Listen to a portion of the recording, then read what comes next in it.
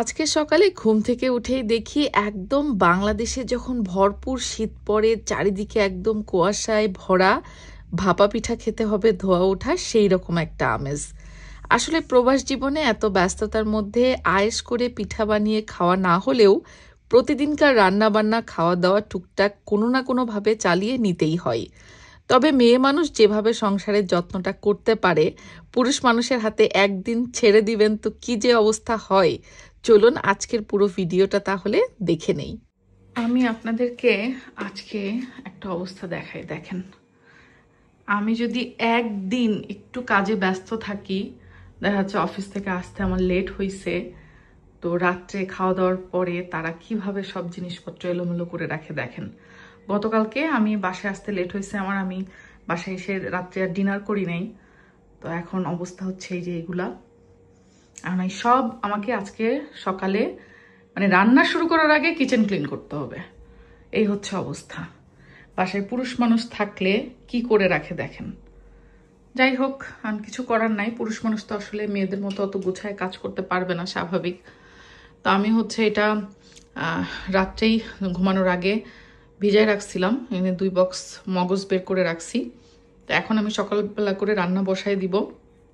আজকের যে ওয়েদার বাইরের, প্রথমে ভাবছিলাম খিচুড়ি করব, তো রাত্রে যখন মগজটা ভিজাইছি রান্নার নিয়ত ছিল, তখন আসলে ওয়েদারটা এরকম ছিল না।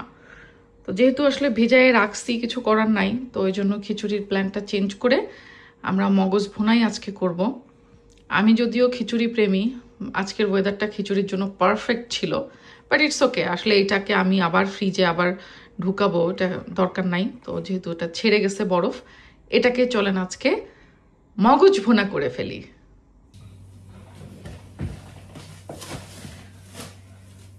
আমি রান্না স্টার্ট করে দিয়েছি। পেঁয়াজটা আগে কেটে রাখছিলাম, জাস্ট ক্লিন ফিল্ম দিয়ে আমার ফ্রিজে রাখা ছিল। এখানে কিছু গোটা মশলা দিয়ে দিয়েছি।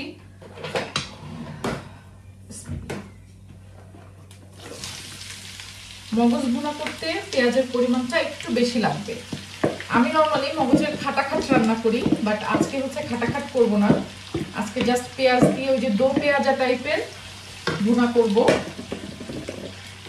ভাবলাম যে পেঁয়াজটা হতে তো সময় লাগবে, তো এইদিকে পেঁয়াজ হতে থাক, তারপরে আমি এই থালা বাটি যত কিছু আছে সবকিছু ক্লিনিংয়ে লাগবো। পুরো কাউন্টার টেবিল সবকিছু ক্লিন করতে হবে। আর যেগুলো ডিশওয়াশারে যাবে হাঁড়ি পাতিল, সেগুলো দিয়ে দিব। আর সব হাঁড়ি পাতিল আসলে ডিশওয়াশারে যায় না, সাইজে বড় হয়, অনেক প্লাস্টিকের হাঁড়ি পাতিল থাকে, সেগুলো যায় না। তো ওগুলো সিঙ্কেই হাতে মেজে ঘষে, মানে একসাথে 2 কাজ হতে থাকে আর কি। রান্না চলুক এদিকে, ওইদিকে ক্লিনিং এর কাজ চলুক।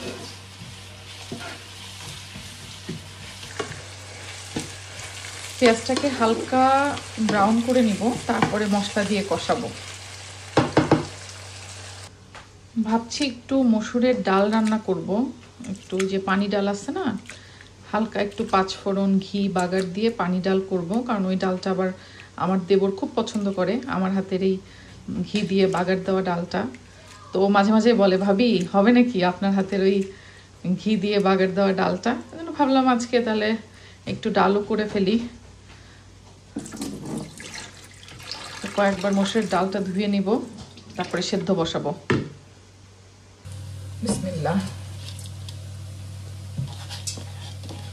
ডাল সেদ্ধতে আমি একটু কাঁচামরিচ আর মোটা করে কাটা পেঁয়াজ রসুন এগুলো দিয়ে সেদ্ধ বসায় দিব। মশলা কষায় ফেলছি একদম সুন্দর মতো, বাট আমি এখানে মিস করতেছি হচ্ছে টমেটো। আমি ভাবছি ফ্রিজে হয়তো 1-2টা টমেটো থাকতে পারে, কিন্তু এখন ফ্রিজ খুলে দেখি টমেটো শেষ, তো টমেটো দিতে পারলাম না। টমেটো দিলে মগজ ভুনাটা একটু মজা হতো বেশি। আচ্ছা যাই হোক, ব্যাপার না। আর এদিকে মগজ হচ্ছে প্রসেস করে রাখছি, আর এইখানে হচ্ছে আমার ডাল সেদ্ধ হচ্ছে।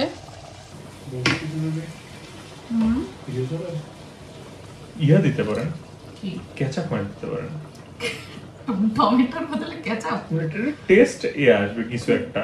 আচ্ছা আচ্ছা, তোমার বউ জানে যে তুমি এরকম করে রান্নার বুদ্ধি শেখাও? কিসের?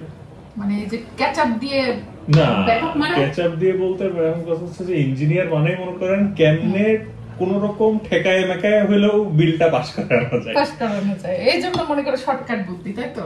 শর্টকাট না, না কেচাপ টেস্ট আসবে না। না আপনার যে একটা ইঞ্জিনিয়ারিং একটা ইয়ে আছে যে if it works don't touch it, যদি জিনিস কাজ করে তাহলে একদম মাথা কামানো যাবে না। ভালো বুদ্ধি, ভালো বুদ্ধি।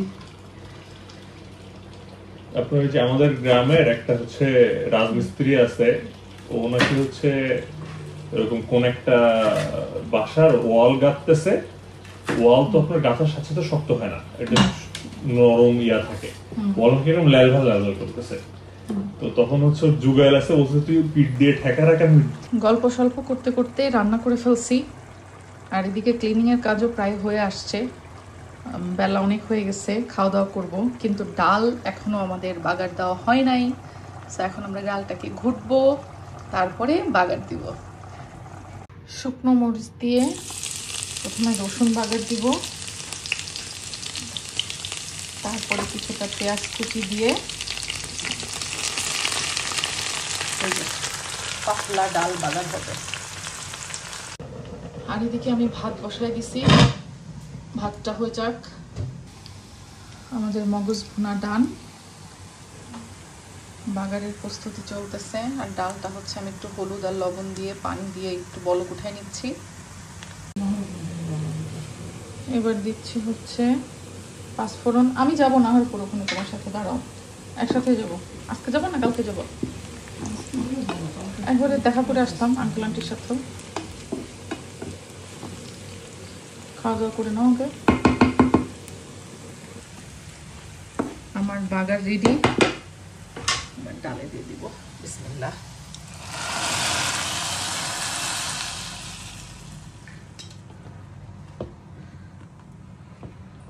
একটু ডাল তুলে, অনেকে সরাসরি এই পাত্রেও ডাল দিয়েই বাগার যায়,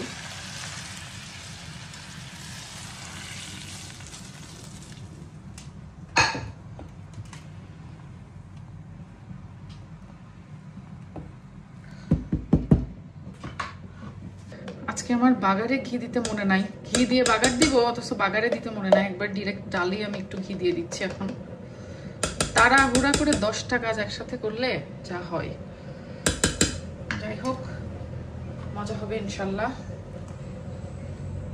এই যে পাঁচফোড়ন দিছি, এরকম পানি ডাল, সেই মজা।